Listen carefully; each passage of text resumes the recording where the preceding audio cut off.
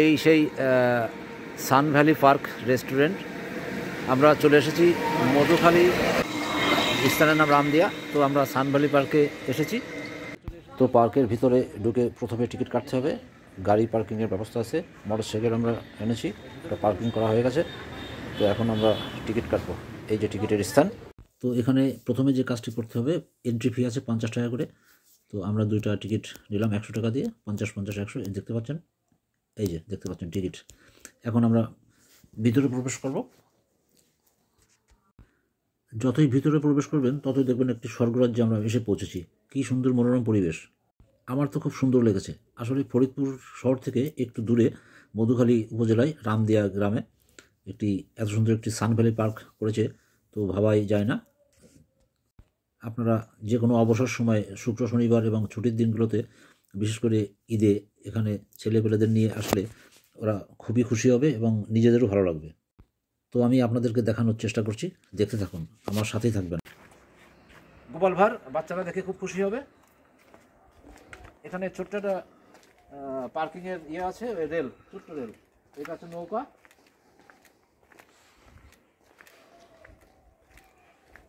এই যে নৌকা, আমি নৌকায় উঠছি, তাই বসলাম। সুন্দর একটা পরিবেশ। আপনারা অনায়াসে এখানে বিনোদনের একটা ভালো একটা মাধ্যম। এখানে দেখতে পাচ্ছেন মোটু পাতলু। এই হচ্ছে মোটু, বাচ্চাদের খুবই ফেভারিট কার্টুন। এই হচ্ছে পাতলু।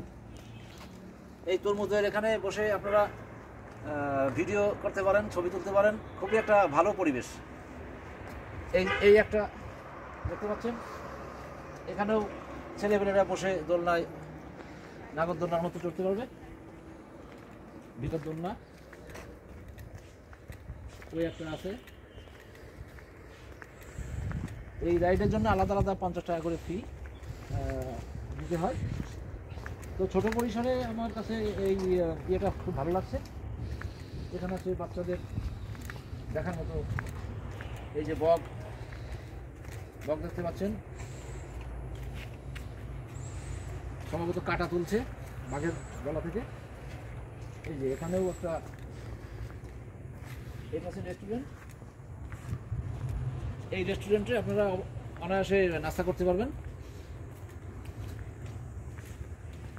ছোট পরিসরে আমার কাছে খুব ভালো লেগেছে।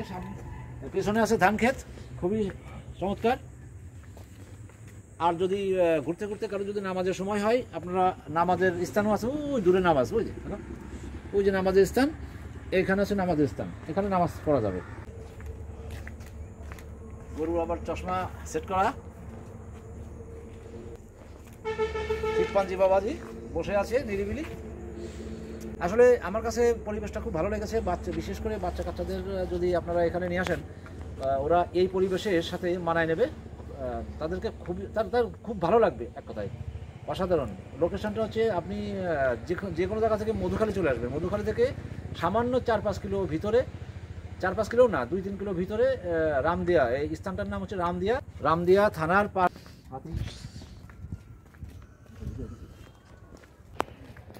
চলে আবার এখানে এসেছি।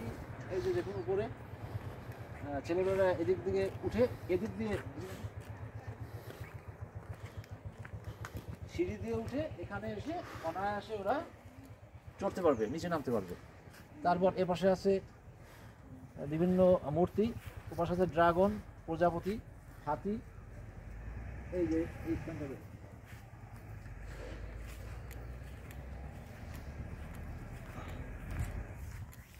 এটা আছে, আমরা টিভি সিরিজে দেখছি, হাল্কম্যান না কি যেন নামটা, আমার জাস্ট মনে করতে পারতেছি না। ঝাউ গাছ,